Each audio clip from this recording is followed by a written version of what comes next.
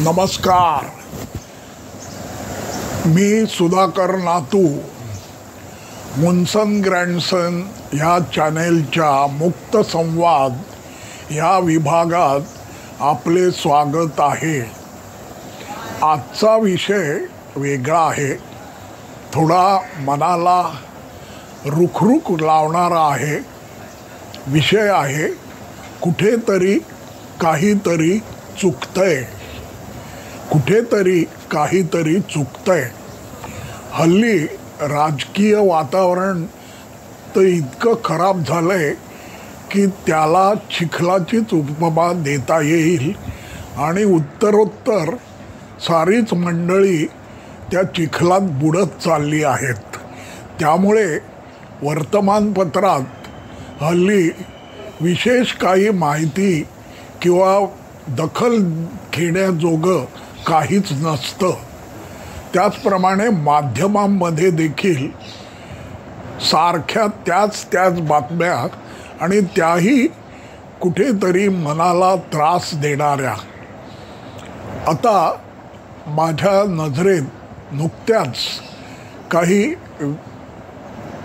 कठीण अशा प्रसंगातून आपली माणसं कशी जात आहेत ते दर्शवणाऱ्या बातम्या वर्तमानपत्रात किंवा TV माध्यमात नजरेला आल्या. त्यामुळेच मला आजचा मुक्त संवाद करावासा वाटला. कुठेतरी काहीतरी चुकतंय. एक बातमी आहे उत्तर प्रदेशमधली बहराईचीतली. तिथे एका गरीब अशा कुटुंबामध्ये आई आपल्या मुलीला छोट्या घेऊन रात्री घरात झोपली असताना लांडगा आला आणि त्याने त्या मुलीला उचलून नेलं आणि तिचा शेवटी मृतदेह कुठेतरी सापडला. ही ती बातमी. आता ह्या बातमीमध्ये हे नजरेत आलं की त्यांच्या घराला दरवाजाच नव्हता. त्यामुळे रात्रीच्या वेळी तो लांडगा बिनदिक्कत घरात शिरू शकला.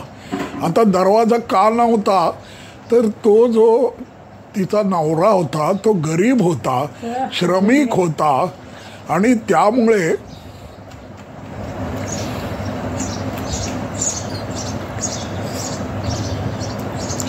त्याला दरवाजा लावण्या इतकं देखील ऐपत नव्हती आणि ते बिचारे असेच दिवस कंठत होते. शेवटी त्यांनी कुठून तरी कसंबसं कर्ज काढलं आणि दरवाजा लावायचं ठरवलं. ही ती बातमी.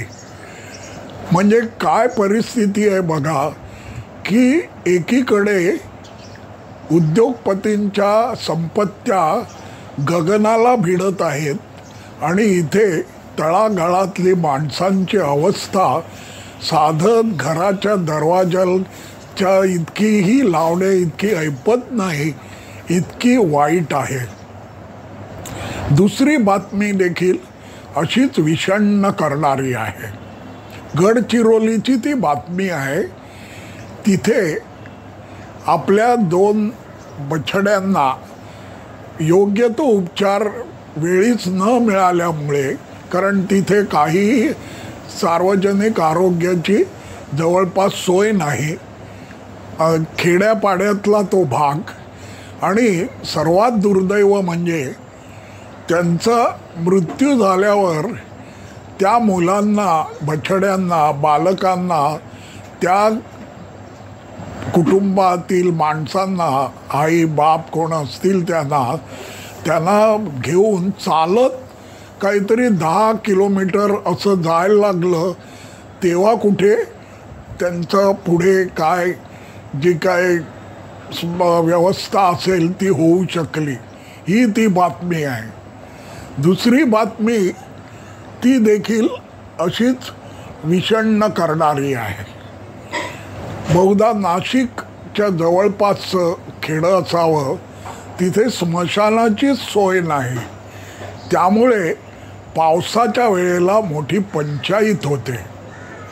अधूनमधून ज्या बातम्या आपल्याला पाहायला मिळतात त्या म्हणजे कुठेतरी छोट्या ओढ्यांवर किंवा नदीवर पूल नसल्यामुळे कसाबसा जुजबी काहीतरी पूल तयार करून तिथे मुलांना शाळेत जाण्यासाठी जीव रोज धोक्यात घालायला लागतो. त्याचप्रमाणे कुठेतरी पाण्याची एवढं दुर्भिक्ष, आता सध्या ह्या वर्षी कदाचित ती अवस्था नाही येणार कारण भरपूर पाऊस झाला आहे, पण सर्वसाधारणपणे त्या बातम्या येतात की बिचाऱ्या बायका म्हणजे टँकर आणि तिथे होणारी मारामारी तर वेगळंच, पण त्यांना पाण्यासाठी कित्येक किलोमीटर जाऊन कुठेतरी जाऊन पाणी आणायला लागतं. अशा त्या बातम्या ह्यावरून वाटणार नाही का की कुठेतरी काहीतरी चुकतंय. एकीकडे आपण जागतिक स्तरावर 5वी आता 3री अर्थव्यवस्था म्हणून मर्दुमकी माजवत आहोत, परंतु आपल्या पायाखाली काय जळतंय, वास्तव किती भीषण आहे हेच त्यावरून दिसतं. त्याचप्रमाणे कुठल्याही गोष्टी फुकट देण्याच्या सध्याच्या कदाचित निवडणुकांवर डोळा ठेवून काढलेल्या योजनांच्या वेळेलाही केवढी तुलुंब गर्दी बायकांची झालेली आपण पाहत आहोत. ह्याचा अर्थ काय? नाही रे वाले खूप खूप आहेत आणि आहे रे वाल्यांना त्याचं काही सोयर सुतक नाही. ही अवस्था म्हणजे कुठेतरी काहीतरी चुकतंय अशी नव्हे का? कदाचित आपण एखाद्या नीरोसारखे वागतो का की कुठे काय जळतंय ह्याचा विचार न करता आपण आपल्या सुखोपभोगात मग्न आहोत. आपल्या प्राधान्यामध्ये काही चुकलंय का? अशा कितीतरी गोष्टी विचारात घेण्याजोग्या आहेत. कारण जर स्वातंत्र्य मिळाल्यावर 75 वर्षानंतरही ही अशी अवस्था असेल तर आपल्याला म्हटलंच पाहिजे, मान्य केलंच पाहिजे की कुठेतरी काहीतरी चुकतंय.